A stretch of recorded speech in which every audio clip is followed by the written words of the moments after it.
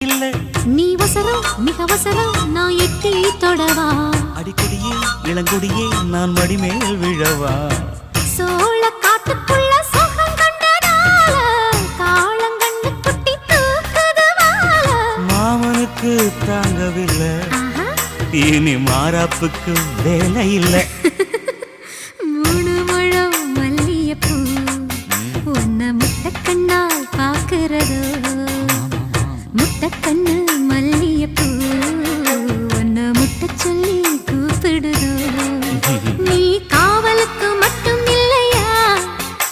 எங்கட்டிலுக்கும் கெட்டிக்காரையா நான் சொடக்கெடுக்க சொல்லி தரையா